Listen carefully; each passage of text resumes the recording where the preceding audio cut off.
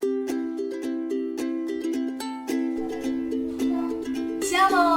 selamat pagi adik-adik. Ya, gimana kabarnya nih? Oke, Mbak Lulu doakan hari ini kalian sehat-sehat ya. Terus tetap semangat sekolah minggunya. Tapi sebelum kita mau sekolah minggu, yuk kita mau berdoa dulu. Kita mohon pimpinan Tuhan supaya Tuhan memberkati kita pada pagi hari ini. Selamat pagi Tuhan, terima kasih Tuhan sudah berikan kami kesempatan untuk sekian kalinya kami bisa berkumpul, bersekutu melalui sekolah minggu online ini. Tuhan berkati ketika hamba-Mu akan menyampaikan firman, biarlah Tuhan sendiri yang akan menyampaikan firman, juga berkati anak-anak-Mu, biarlah anak-anak-Mu bisa mengerti tentang firman yang Engkau berikan pada pagi hari ini. Terima kasih Tuhan, dalam nama Tuhan Yesus kami sudah berdoa. Amin. Oke. Adik-adik, ketika kalian sekolah ya, baik itu sekolah langsung, sekolah offline, maupun ketika kalian harus daring, nah itu pasti teman-teman dapat tugas ya dari Bapak Ibu Guru ya.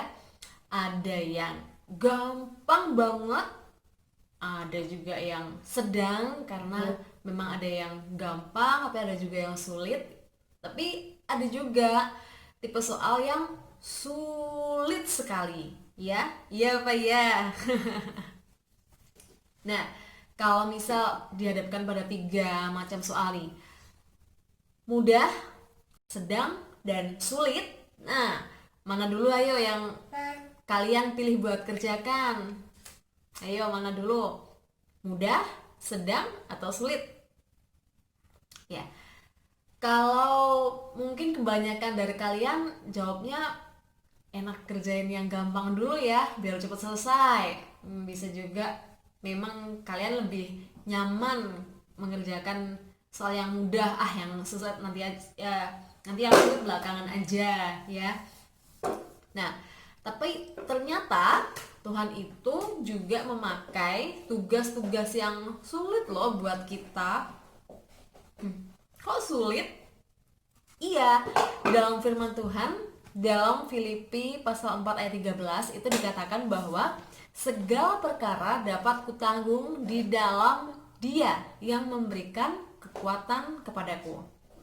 Segala perkara dapat kutanggung di dalam Dia yang memberi kekuatan kepadaku. Di sini garis bawahi pada kata kekuatan. Oke, firman Tuhan pada pagi hari ini berjudul menjadikan mitra yang berguna. Yuk kita buka kitab kita di Kisah Para Rasul 19 ayat 21 sampai 22. Yuk Mbak Lulu kasih kesempatan buat kalian buka di Kisah Para Rasul 19 ayat 21 sampai 22.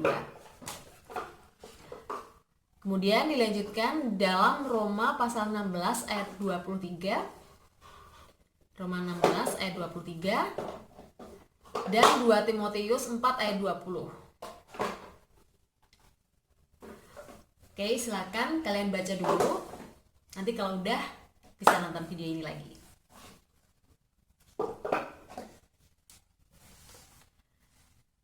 Hari ini kita mau belajar tentang Rasul Paulus, adik-adik. Nah, siapa sih yang gak kenal dengan Rasul Paulus? Dulunya dia dikenal dengan nama Saulus, yang berbuat jahat, dia suka menyiksa, membunuh orang-orang Kristen, dan hingga akhirnya dia sendiri memilih untuk bertobat dan justru memberitakan Injil ke seluruh dunia.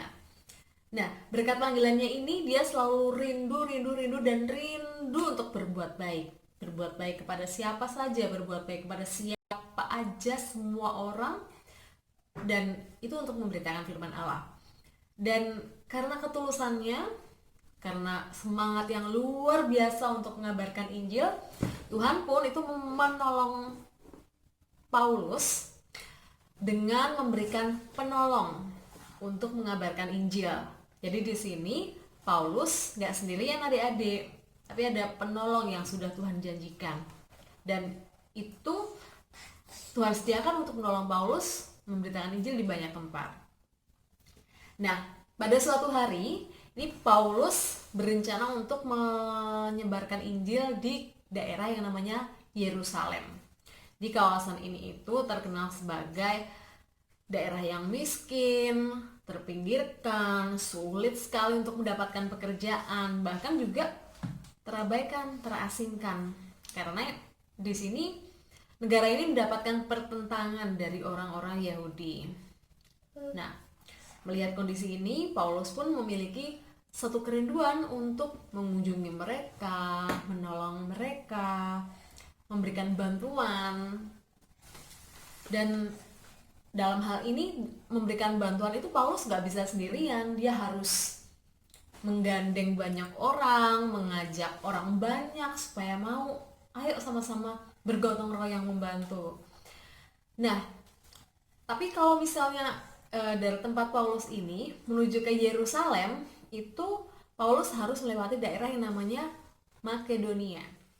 Paulus berusaha untuk mengajak orang-orang percaya yang ada di Makedonia ini untuk bisa memberikan sebagian yang mereka miliki untuk diberikan kepada masyarakat di Yerusalem, ya. Dan di sini Paulus juga berusaha mengajak orang-orang yang mau untuk yuk sama-sama ikut ke Yerusalem berkunjung dan juga menolong yang ada di sana. Nah, sering berjalannya waktu juga di sini ada penolong yang sudah Tuhan siapkan. Di sini ada yang namanya Timotius dan Erastus, ya. Tapi kali ini kita mau fokus pada sosok yang bernama Erastus, ya adik-adik. Dalam kesehariannya, Erastus ini adalah seorang bendahara negeri. Kalau misalnya di Indonesia tuh bisa digambarkan seperti Menteri Keuangan, ya. Jadi memang pekerjaannya banyak sekali, mengurus tata keuangan negara, terus gimana sih caranya suatu negara itu bisa tetap stabil, bahkan kalau perlu pendapatannya semakin meningkat supaya masyarakatnya sejahtera. Nah, tetapi meskipun Erastus ini punya kedudukan, punya posisi yang bergengsi, ya, di sini Erastus orangnya nggak sombong, tetapi dia memiliki jiwa yang tulus dalam melayani Tuhan. Dan berbicara soal ketulusan itu logikanya tidak mudah, ya, tidak mudah. Pekerjaan Erastus ini banyak sekali, ya, sebagai Menteri Keuangan. Terus belum lagi Korintus itu satu kota yang besar dengan banyak sekali penyembah berhala, orang-orangnya mementingkan diri sendiri, terus banyak perbuatan cabul, dan di situ memang banyak orang Kristen, banyak orang percaya, namun mereka masih terus berbuat dosa. Dan di sini Erastus punya satu kerinduan untuk bisa membantu Paulus dalam mengabarkan Injil di sana. Itu mengirimkan surat untuk jemaat yang ada di Korintus, isinya agar mereka itu hidup sesuai dengan kehendak Tuhan, berbuat baik, mengabarkan Injil, menghentikan perbuatan-perbuatan tercela seperti menyembah berhala, hidup egois, perbuatan yang tidak menyenangkan, percabulan, dan masih banyak lagi. Nah, Paulus ingin mereka tuh segera bertobat gitu, menjadi anak Tuhan yang seutuhnya. Nah, di sini keberadaan Paulus memang sangat ditolong oleh Erastus, di mana Erastus ini sangat senang melayani Tuhan dan mendukung Paulus dalam pelayanannya di Korintus.